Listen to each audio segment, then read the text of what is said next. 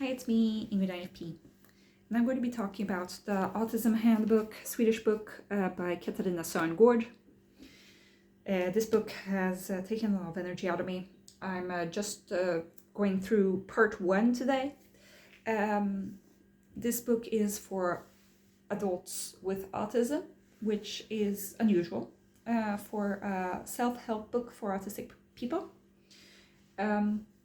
Katarina Sörngård is neurotypical, which shows up quite a bit in this book. This book was written in 2018, which is quite recent. Not recent, but still quite recent. It was after Asperger's was taken away from the DSM. It talks like you can have ADHD and autism at the same time after 2015.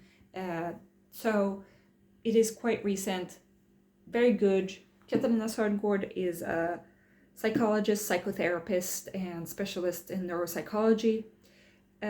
However, she has not done research, and she is neurotypical. And I don't know, I dislike certain things about this book. However, she is very progressive on certain points, but in other points, she kind of misses the mark. This book can seem a bit condescending at times.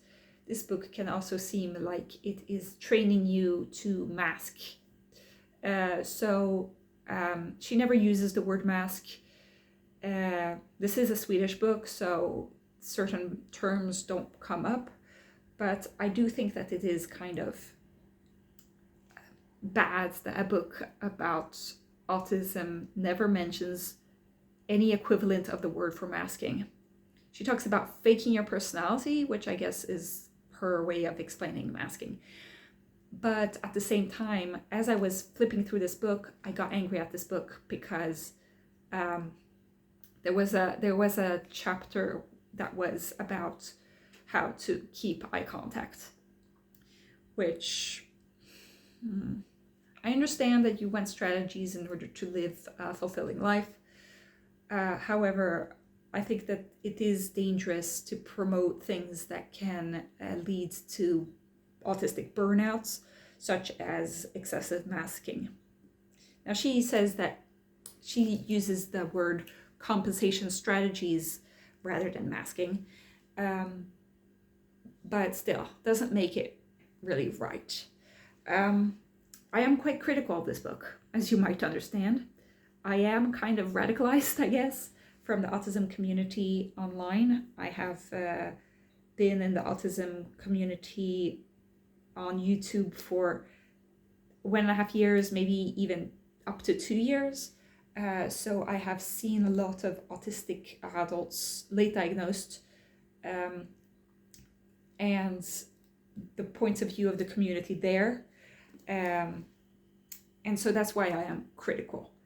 However, this is the best book on the Swedish market, at least concerning autism.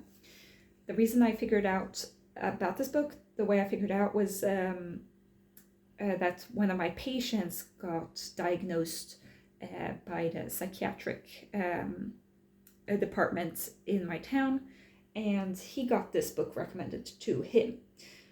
I did not get any books recommended when I did my assessment, but that's because I did my assessment in a different way than him. So when I saw that this book was recommended and I remembered that this book was at my library, I decided to pick it up. However, I got triggered, and that's why this is difficult. Now, this book was written by a neurotypical. I don't think that she has really consulted with a lot of autistic people. She does talk about 4 different examples from her practice as a psychologist, and these 4 people are adults, and it's 2 men, 2 women, which I appreciate. 2 of them have children, 2 of them don't. 2 of them have a partner, 2 of them don't, or something like that. I'm not sure about all of that. 2 of them are in their 20s and 2 of them are in their 40s. So there's a good, there are different kinds of autism. So I find that was good that it was included.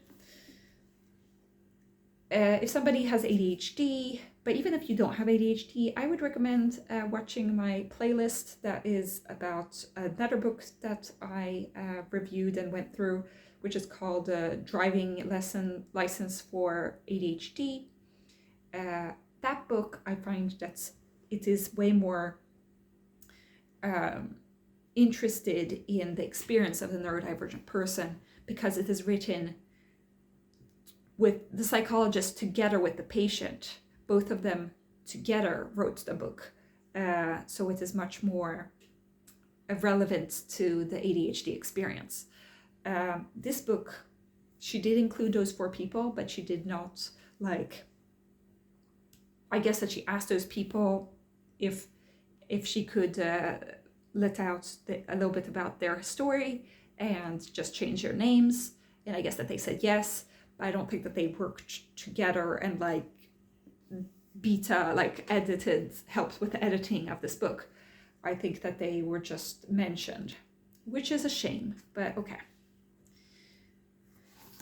So I will say some good things, but there are some bad things. This is going to be going through part 1, which is understanding autism. Then we have the strategies in part 2. And I'm going to be separating part 2 in several bits, which are feelings and communication and social interaction and flexibility. And then I will be doing a part about part 3, which is reflections for partners and for parents of adults with autism. But yeah, let's go through part 1.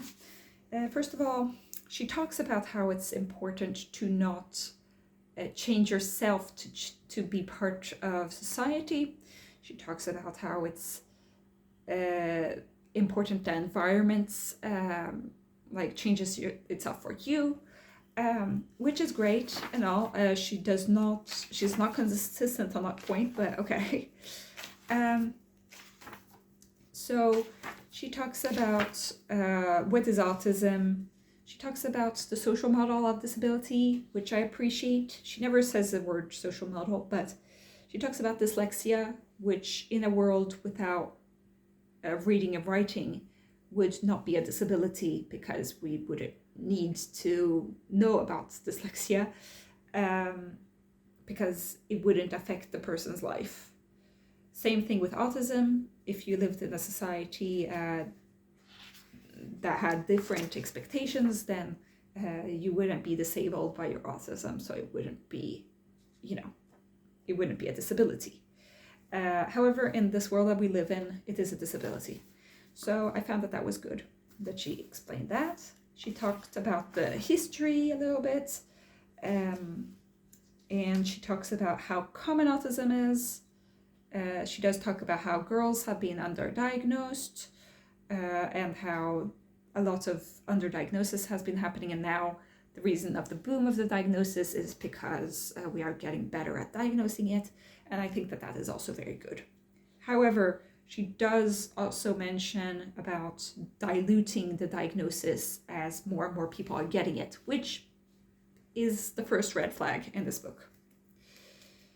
She says that diluting the diagnosis will hurt people who really have autism compared to people who don't. I don't think it's that simple, I think it's quite rare that you would get wrongly diagnosed with autism. It seems like in most cases it's actually underdiagnosed.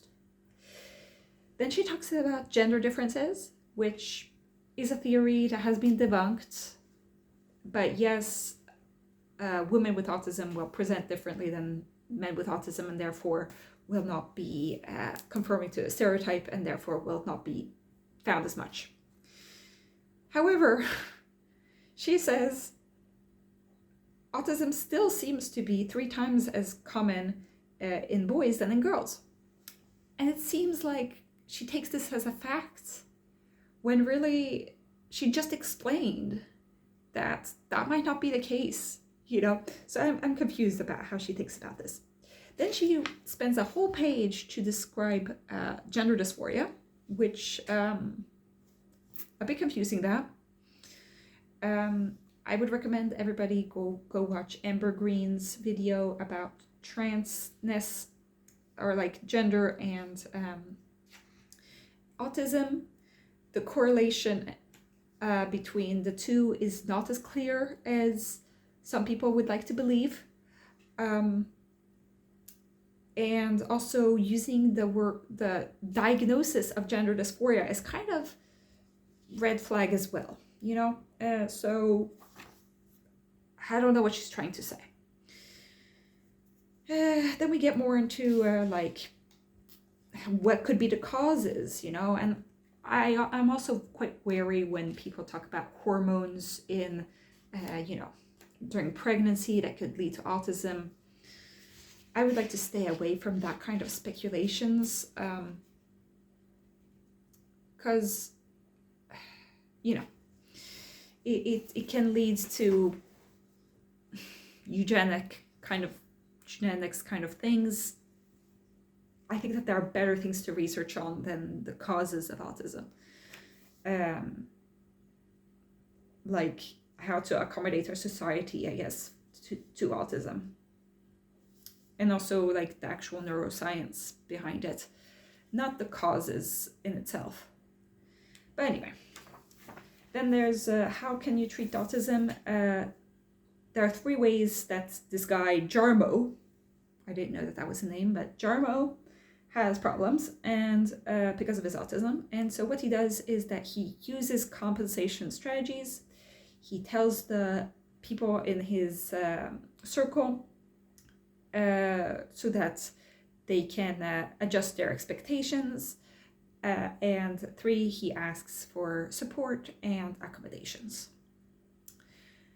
That sounds good and all. However, the compensation strategies are more or less, like, sometimes they're good, like, coping strategies for life, you know, like CBT, good, you know, ways to cope. But then there is also the masking, which she says is not masking, but it kind of is. So then she talks about the symptoms, the core symptoms of autism: communication and social interaction difficulties, difficulties of reading other people, difficulties with finding the intentions of other people, of the risk of assuming things about other people, all good stuff. I would argue, though, that neurotypical people assume things about other people just as much as autistic people do, if not more sometimes. But yeah, she doesn't talk about that. She is very...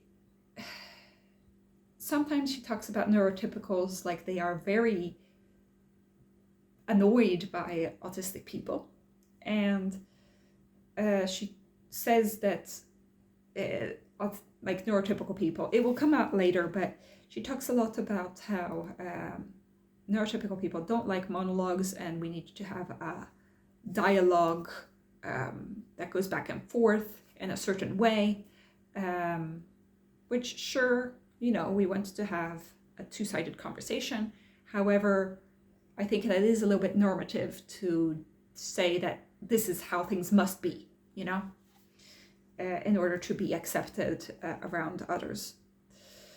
Then she talks about also how autistic people can have difficulty finding something to say, which also relates to this whole monologue kind of thing. It's kind of the opposite, the same coin, different sides of the same coin. Yeah, okay. She says that people will think that you're not interested if you don't have anything to say, which, yeah, true. I mean, we see these things all the time, and I understand that autistic people are awkward. I don't know really what her point with saying these things are, but okay. Then she talks about how it might be difficult to explain your feelings, to decide things, to ask for help, because all these things require social skills and interaction with others. So I understand, I have problems with that. Difficulty with gestures and with body language. Then she comes to an interesting section, which is mentalization and empathy, to see another perspective. And I think that she did a good job in explaining that empathy is not something that autistic people lack. She says that some autistic people can even be hyper empathetic. It's more what the autistic person will do with that feeling that might be difficult to express. But also it might be difficult for an autistic person to put themselves really into another person's shoes. Not really a problem for me, I don't think, but I can see how I can have a hard time seeing how the other person is thinking always, you know? But yeah, then she talks about empathetic against systematic, which is an unfortunate discussion because she just said that autistic people don't lack empathy, and then she's talking about how autistic people have a systematic logic way of seeing things, while neurotypical people have an empathetic way of seeing things. You know, maybe the wording could be different. And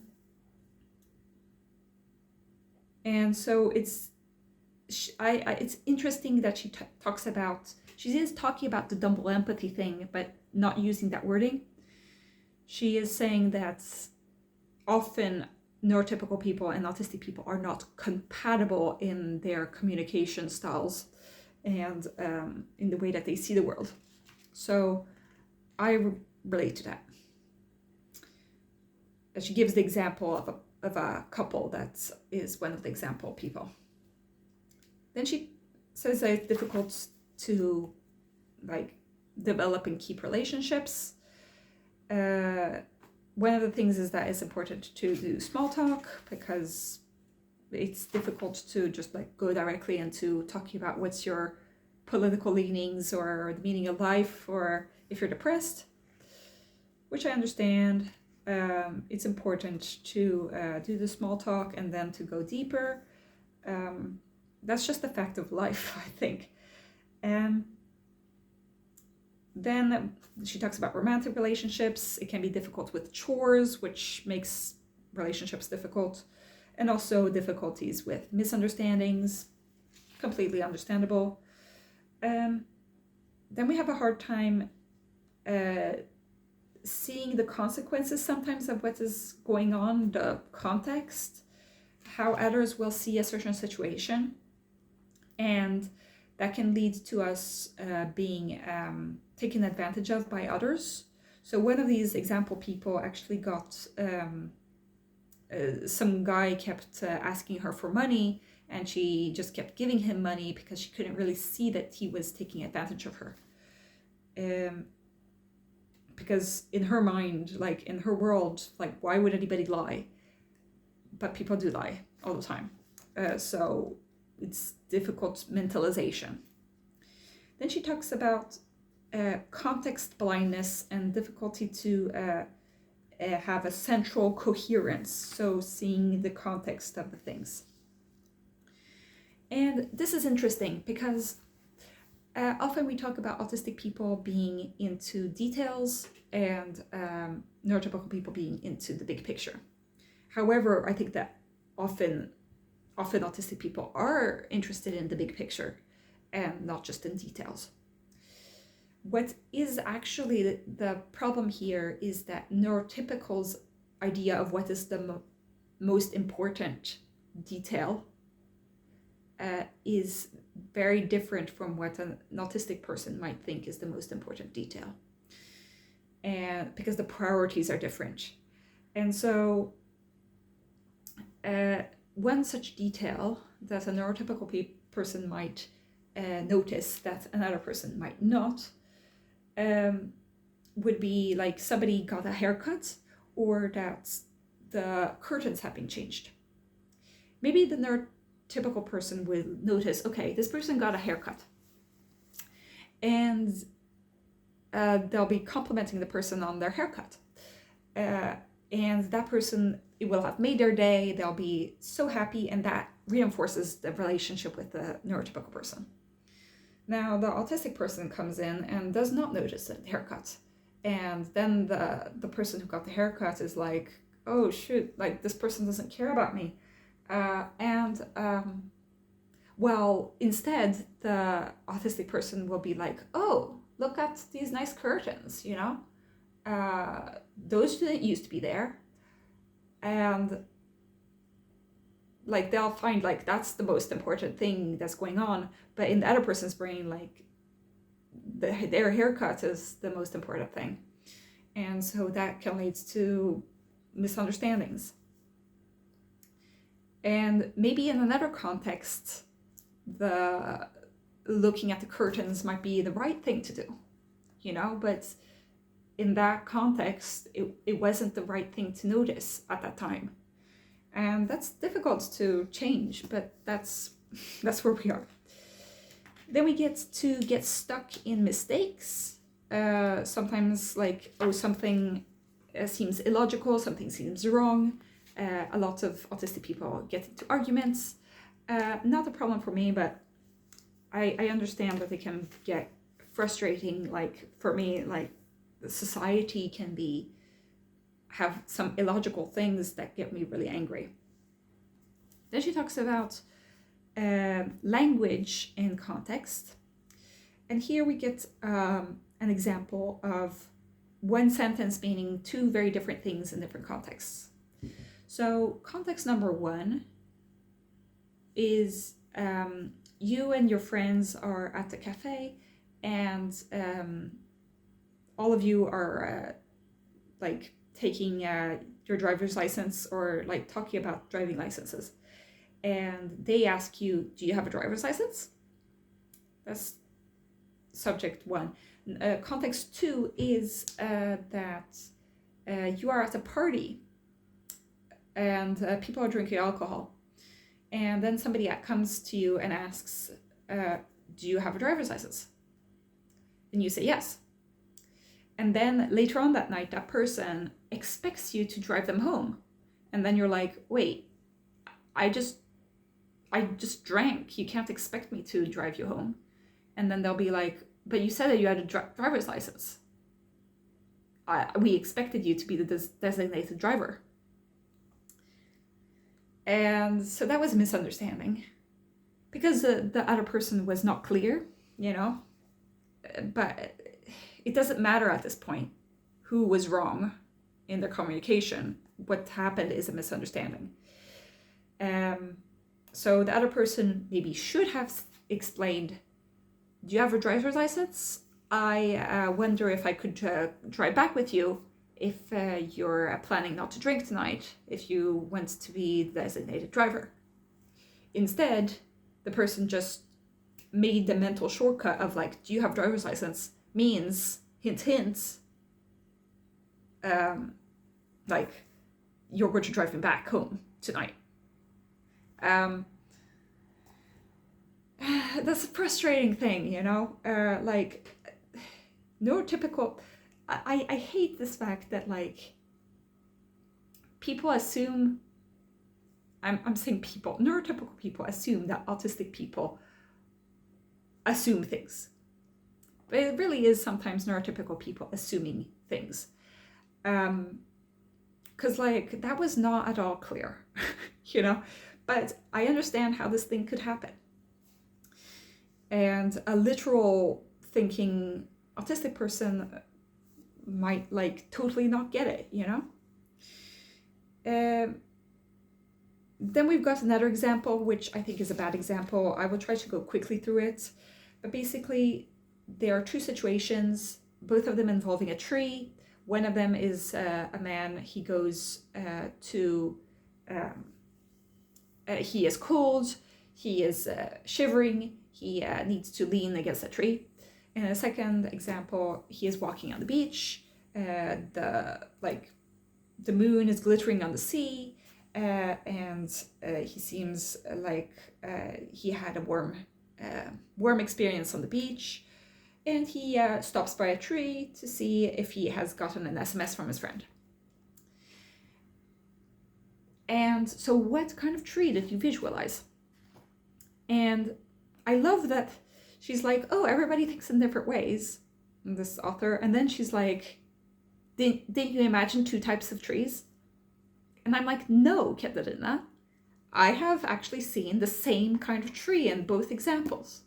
And I think that person with aphantasia, who doesn't see in their mind's eye, would not see a tree at all. Okay?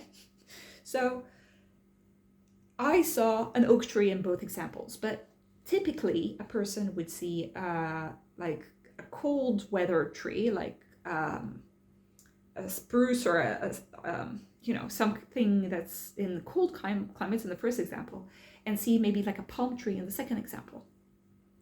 I don't know. I saw an oak tree in both examples. Maybe that's an autism thing. I don't know.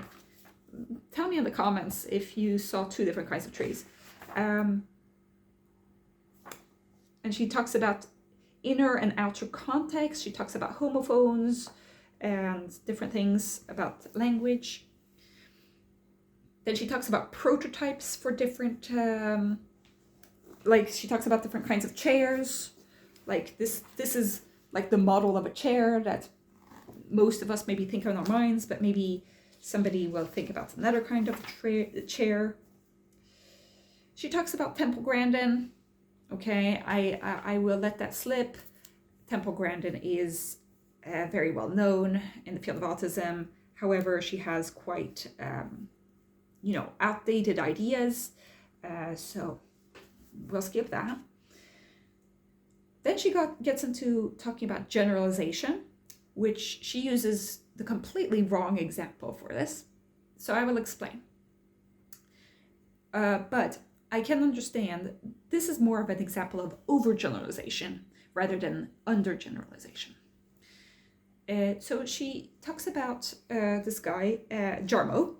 Okay, I don't know. Jarmo, he is...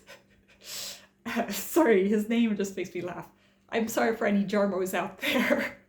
But so Jarmo, his dad works at an office and sits at the desk in a cubicle and looks at the computer all day and writes things on the computer. Goes to the coffee machine sometimes and, talks to some colleague and then goes back and sits at his cubicle. Then it's time for Jarmo, when he becomes an adult, to look for jobs. And so he looks for a job in a grocery store, he looks for a job as a forest ranger, he looks for a job at a bookstore. And then he realizes, wait, all of these jobs are just they don't seem right. They're not really jobs. And he doesn't seem to quite grasp that the jobs are not the way that his dad's job is. Even though he has gone to several job interviews for several different jobs, he can't quite grasp the idea that all of these jobs will be the same. So I understand. Okay, so yes, he has a hard time generalizing by going to all these different jobs. He's not learning that all these jobs are going to be different. He just thinks wait, he hasn't learned his lesson every time that he goes and looks for a different job. However, I find that this is a perfect example of generalization because he has seen one working place and so he thinks that every other working place is the same. So I don't understand how Katarina thinks that it is the example that he has hard time with generalization. I think that he has overgeneralized. Okay. So it's better with her second example, where he has a tendency to not clean up after himself when he has been to have a fika, to drink a cup of coffee. He goes and drinks a cup of coffee and then he doesn't clean away the crumbs afterwards. So he takes that with him at his next workplace. He also does that. When maybe he should have realized that wasn't right. However, once again, I think that if nobody has told him that this is wrong, then he is overgeneralizing. he is thinking that, oh, well, since it was okay at this place, then it was also okay at this place to not pick up the crumbs. Maybe he hasn't seen that the crumbs were even a thing. You know, I think that a lot of autistic people maybe are oblivious of what's going on. Anyway, let's go to the next point, which I will actually skip because I was very confused by this example. She talks about how logic goes before context. But I found the example completely confusing. Maybe it's because of my autism that I find this book confusing. I don't know. It would be ironic though, because this book is for autistic people. Like, make it understandable, okay? I don't think an neurotypical person would understand it either. I'll have to maybe ask a friend what they think about this book. Anyway, then she talks about special interests taking a lot of energy and time. But like, okay, so we know, like, you can't spend your whole life in your special interest. But like, I think that we should be moving towards spending more time with our special interests, rather than spending less time with it, if we're trying to unmask. Now, this book is not about unmasking, so obviously this is going to be something that will make your life, your quality of life, much better. I don't know.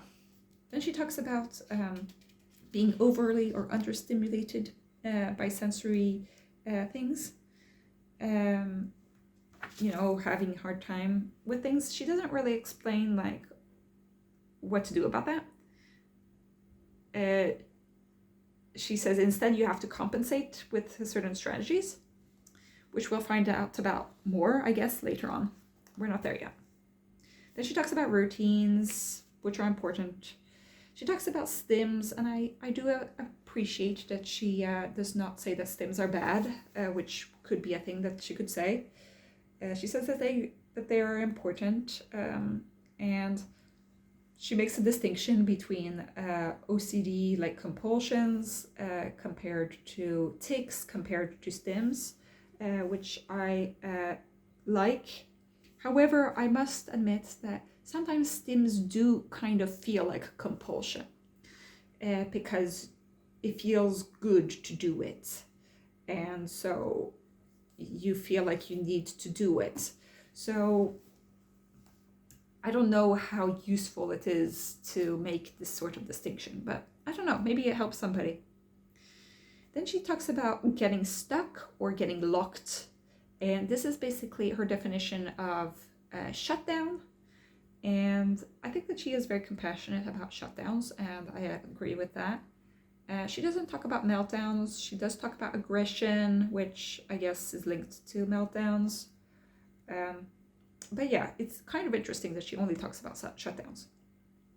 She talks about automatization, which is important because neurotypical people can automatize certain things that they do all the time, and thus create a routine, while for autistic people it's very different. It takes a lot of energy to do things automatically. It makes you tired. Then she talks about sleep and having a hard time with your rhythm. Then she talks about the gap, the big gap. She talks about the gap between high intellectual abilities and low practical abilities, but it could be the other way around. You know, the stereotype is this person with autism is really good at maths, but really bad at tying his shoes. But it could be that, oh, this autistic person is really good at biking, but is really bad at maths. You know, these things can happen. But this is what in English they call a spiky mindset, a spiky skill set, sorry. She talks about how it's difficult to go from childhood teenager to adulthood, and how it can lead to big crisis.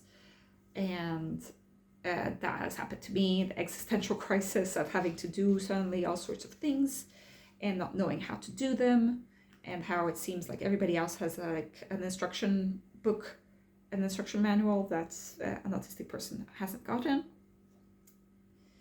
Then she gets to the controversial question as, doesn't everybody have a little autism? And she explains this very well. She talks about how having autistic traits is not the same thing as having autism. Having autism is a set of criteria, and you need to fulfill certain of them, and these things need to affect your life in a negative way in several areas. However, there is a problem with the fact that she uses person with autism, like person first language, rather than like using autistic as an adjective, which is how the autistic community kind of prefers things to be viewed, because autism is not a thing that you can separate from yourself. You are autistic, it's a part of you, rather than it's a separate thing that you have. But I will give her credit for explaining, giving an answer to that question that is so annoying. Then she talks about neurotypical people, which makes neurotypical people sound like really awful people, but okay. She talks about what neurotypical people dislike, and they dislike being brutally honest. They dislike when it's a lack of a balanced interaction. So she talks about monologues again, how neurotypical people hate monologues, that they find it uninteresting. I want to give a little bit more credit to neurotypical people, but okay. Neurotypical people feel very judgmental, according to this book. They don't like when you have dirty clothes and that you smell bad, which I think is something that you learn when you're a teenager. Also, I don't want to know that people dislike this, you know? I guess that some people need to be reminded. But I have a feeling that she won't help.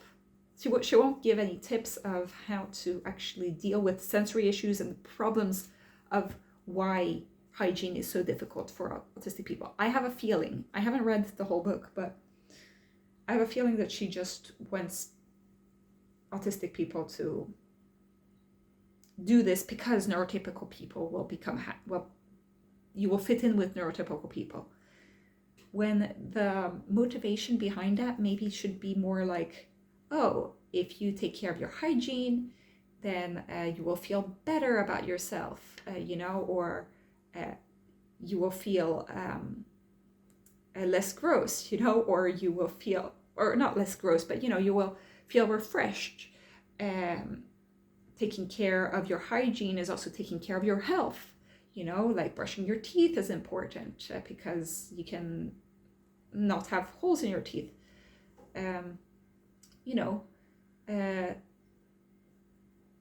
There are certain, this is from the neurotypical person's point of view.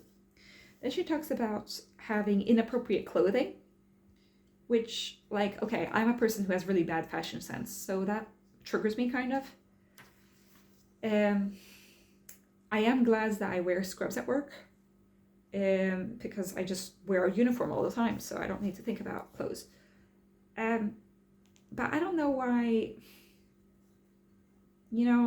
should we be working towards that everybody has appropriate clothes? I don't know. Should that be a part of your therapy? Could be, but I think that you should be expressing yourself with your clothes rather than thinking, oh, my clothes are inappropriate. That's just me, I guess.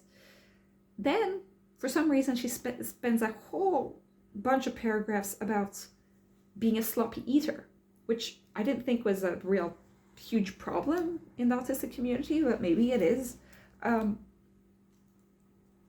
I don't know.